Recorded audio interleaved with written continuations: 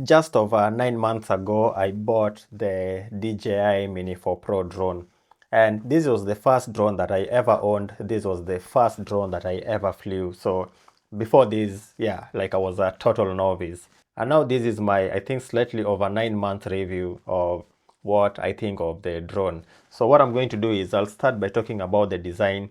Then I'm going to talk about the disadvantages so far. And then I'll talk about the advantages.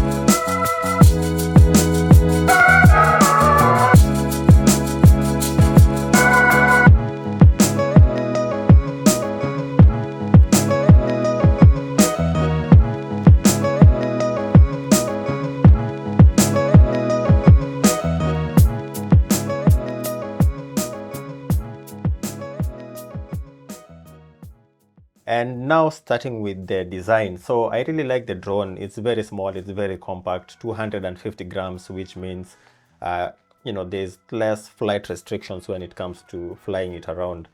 And yeah, again, I mean, usually I actually don't even carry a bag. Let's say I'm, just doing like a quick run. I will put these in my pocket, put the two batteries in my pocket, and then I will just hang these like, on my neck like that. So yeah, I'd say for the size, it's like really, really good. I have zero complaints about it. And yeah, the only downside about the design that maybe I don't like is how this ND filter attaches to it. It's like a click. So I don't know if the camera is going to be able to pick it up.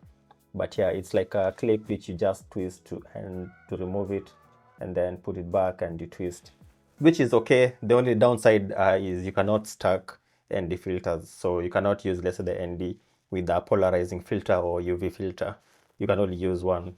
But obviously, you can solve that by just buying like a, ND filter, things like that. But for a variable filter, personally, I prefer an ND to just do ND things, especially for these small size. Because I tried a few filters and they all had like a very weird color cast. And even though the filter that I currently have, it's called a Skytreat, is it? It's called yeah, Skyrit, and it has also like a bit of a color cast, but yeah, I mean, I won't complain much about it. Then the other thing is this cover, which I really like. It helps to protect the blades and touch wood, but so far I haven't crashed the drone, which again, maybe that is an advantage. It has like so many sensors. And yeah, for the battery, that's basically it. Two batteries, which when you pair it with the third battery, it means your battery lasts like forever. Well, not forever. Yeah, because one battery lasts like, I'd say 20-23 minutes. And I think that's more than enough when you have three batteries because you won't be flying the drone like continuously. So my method usually is two batteries for videos and one and a half battery for video, one and a half battery for photos, and that's it. And yeah, accessing the memory card is very easy. It's right there, and you can also just connect a Type C to the laptop and you can see all the files. And for this, the final accessory, that is the controller. Yeah, good size, uh, quite large screen which you can see everything very clearly.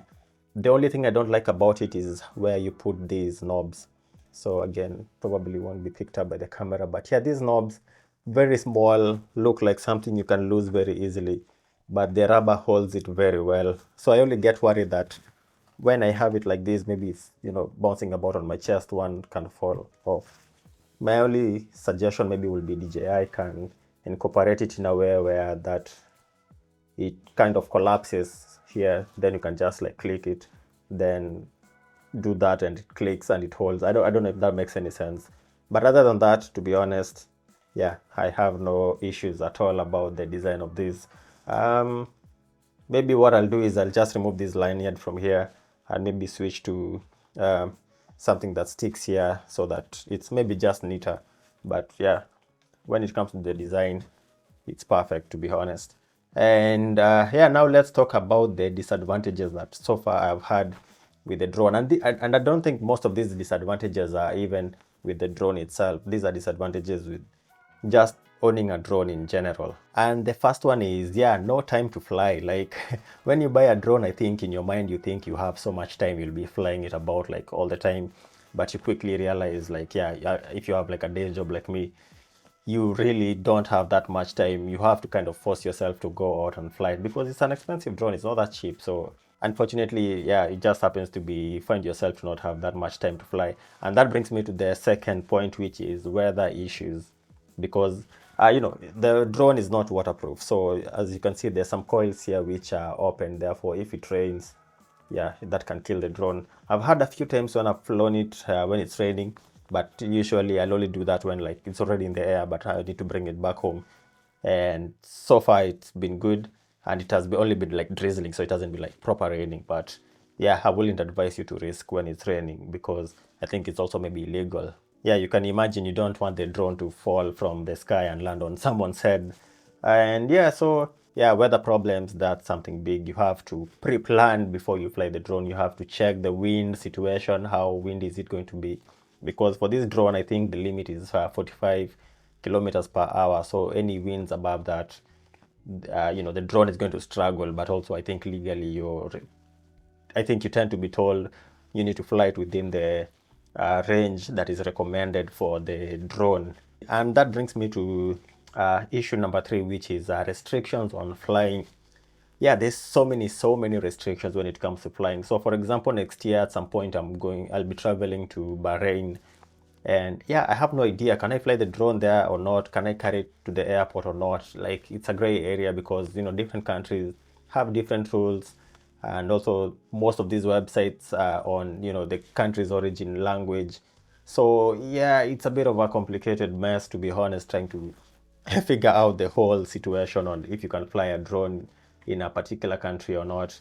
So I don't think I'm that adventurous to want to risk carrying it, and then maybe it can get confiscated. Because even here in the UK, it's all over the place. There's some places where you can fly, there's some places you can't. And yeah, sometimes you just have to kind of learn the hard way, unfortunately. But yeah, I don't want to push the buttons on, finding the limits on it. Again, that's another big issue that I've had with it.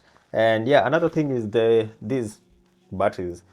I think they discharge quite often, which is not a big deal, but if let's say you've left it for let's say 3 days, 4 days without using it, I'd advise you to just check what the battery situation is. So I haven't flown the drone currently, I think in over a month.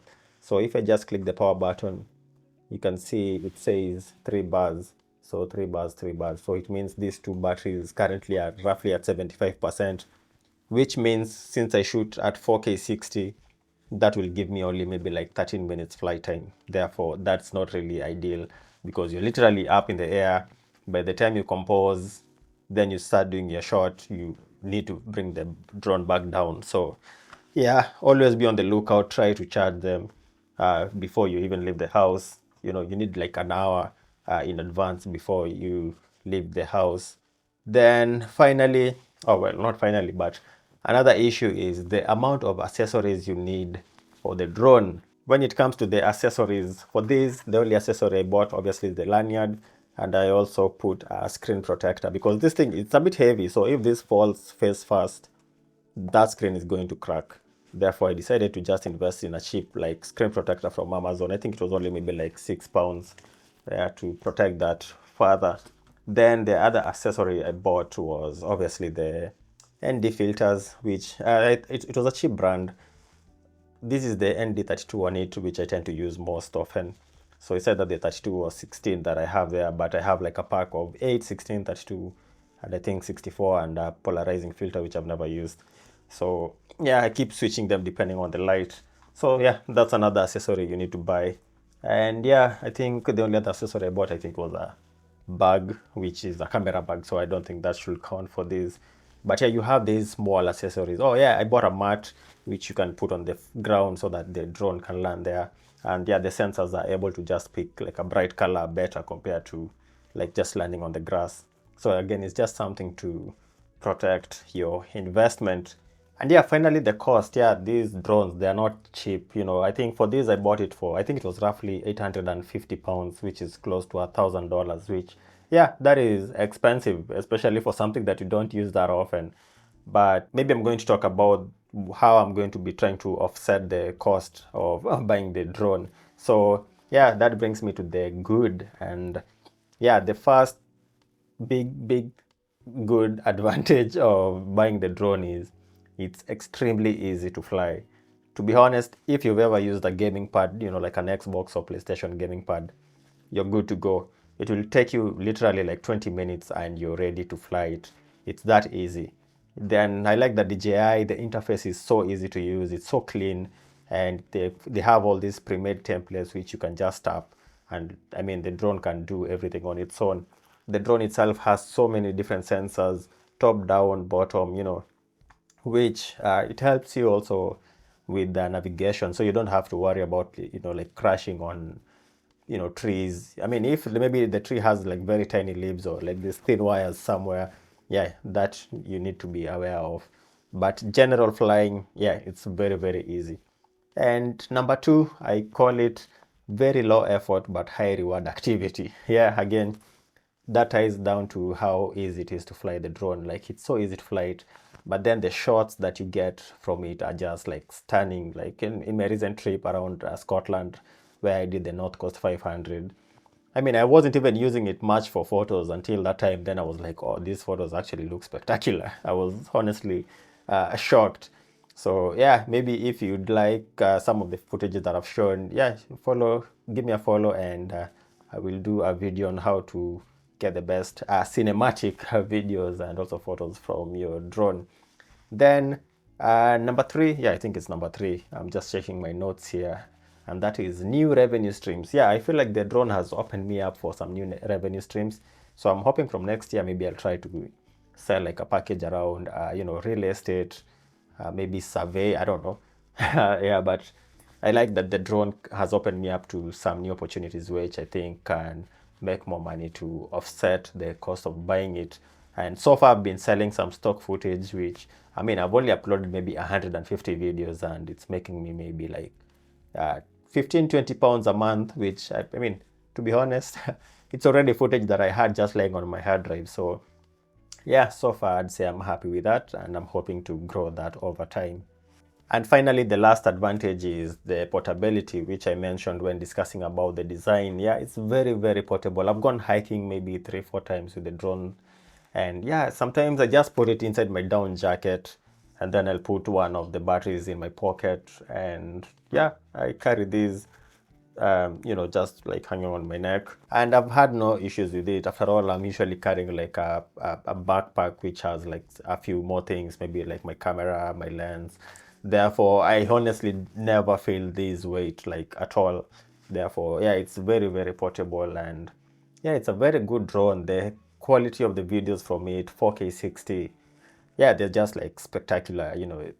I think for most people, if you've never flown a drone, especially if you're a photographer, it makes you able to see like some new angles which you never thought of, and angles which you will never have got otherwise if you didn't have a drone. So yeah, I really like the drone. So yeah, that has been my 9 months report on the drone as a total beginner. Like I said, before owning this, I never flew a drone in my entire life, even a toy drone. So yeah, I'm really glad that I got this, and yeah, it has been very useful. And yeah, if you like this video, be sure to subscribe, like, comment, yeah, give me suggestions or whatever. Leave them down in the comment section below, and I will catch you in the next one.